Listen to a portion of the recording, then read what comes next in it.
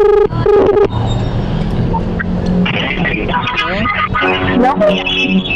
Hello po. Saan kayo? Jill, pero saan ka dito banda, ma'am? Jollibee. Sa may Jollibee? Jollibee po. Tatawid lang po ako, ma'am. Ikaw ba yun?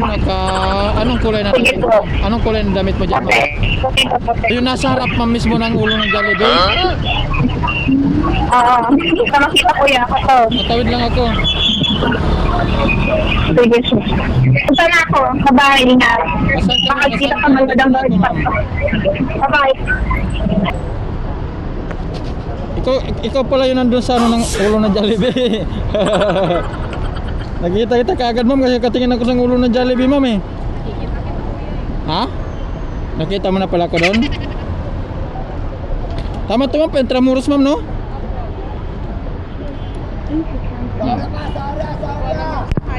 Di mo alam, ma'am? Mahirap magmakay papunta Intramuros, ma'am. Dito, wala. Oo, masakay lang kayo, mga ganyan. Kaya special yun. Diretso doon. Narinig mo ako, ma'am? Opo. Okay. Iniwan mo lang yung mga kasama mo. Opo. Sige, yan, malalaki na yan, ma'am. Naghihiwa-hiwalay na kami. Oy. Okay lang yan, ma'am. Basta yung asawa at saka boyfriend nilang hiwalay. Yung kayo lang. Kaya nga eh. Basta yung boyfriend mo, huwag mo hiwalayan. Siyempre. Siyempre ka agad, parang gusto talaga yung hiwalayan, ha? Hirap kasi mag-ipon dito sa Pilipinas. Oo nga. Kahit nagtatrabaho ako, nagkakautang ka pa. Parang iiyak ka na. Iya mo, kahit malungkot ka na, nandiyan naman yung boyfriend mo, mami, nagpapasaya sa'yo, mami. Hindi, pera yung nagpapasaya sa akin. Ano man? Pera ba? Pera. Oo, kahit wala yung boyfriend mo. Kaya nga. Ewan, boyfriend ko may pera. Oo. Basta may pera, bahala yan, wala no. Bibili mo yung lahat, yung boyfriend, kaya mo yung bilhin pag may pera. Oo.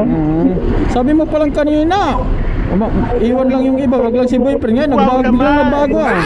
Hindi na kailangan yung pera eh. Oo, kayang baguhin. Kayang baguhin yan, yung puso, yung pagmamahal. Mas kailangan yung pera, ma'am, no? Kailangan yung pera. Oo. Bilhin mo na lang, ma'am, pag marami ka ng pera.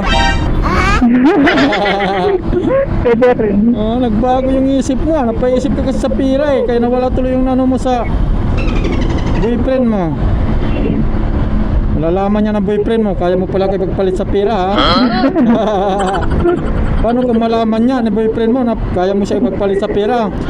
Sabihin ko pa. Sabihin mo pa. Sabihin mo, masaktan naman yung tao. Sabihin ko pa rin. May pera ka ba? Sabihin ko na lang saka ako siya balikan pag pag may pera na. Paano yun, ma'am? Kung ganyan, mahal mo pa siya, tapos maalis ka, pagbalik mo dito, mayroon na, aray mo. Aray mo. Aray mo, dahil sa pera, nawala siya, aray mo. At least may pera ka. Oo nga pala, no? Ikaw, ma'am, ha? Iniiwan mo yung yung boyfriend mo dahil sa pera, ha? Wala naman kayo mga lalaki, ha? Kailangan na kailangan. Hindi. Go. Hanap ng usam. Papalit mo? Aray ko, doon ka talaga sa may pera. So may pera tayo, sa may pera. Para di naman narbaho, ma'am, noon. Hirap na ng buhay. Oo. Pag nagkatasan na, pwede nang mabalikan yung jowa. Kasi pag magatasan? Oo. Ang taong gipit. Sa apam. At saling kumakapit. At sa apam kumakapit. Malalaman niya yan, ma'am, nga mag-iipon ka, mag-aasawa ka ng apam dun, ma'am. Ma'am. Kaya nga, mag-overthink yun. Nagbablog pa naman ako, makikita kayo doon, malalaman niya yan. Nag-ano ba kayo? Ayun! Hindi nakita ha. Kaya ka daw niya iwanan dahil sa pira. Pero wag ka naman magkalala kasi may sinabi naman sa babalikan ka na lang daw niya pag magkayipon, aray ko. Natagal na ba kayo nun, ma'am? Matagal na. Pero iwanan mo pa rin siya dahil sa pera. Hindi na pala. Bago ah.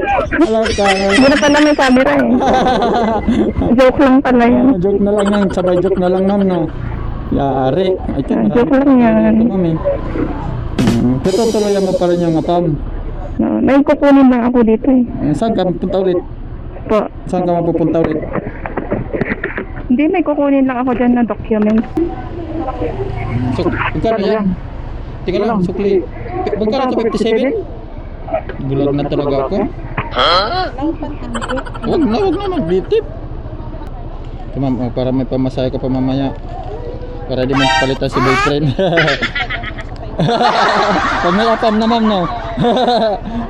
Sige ma'am, sige. Ibalitaan mo ako ha. Thank you ma'am. Sabi si ma'am, malungkot si una si ma'am. Malungkot nung una si ma'am mga pa. Pinatawa lang natin yun kasi nagdaano daw siya na hirap daw ng buhay sa Pilipinas. Hindi pa niya alam kung tatanggapin na daw siya sa ibang bansa o matatanggap ba siya.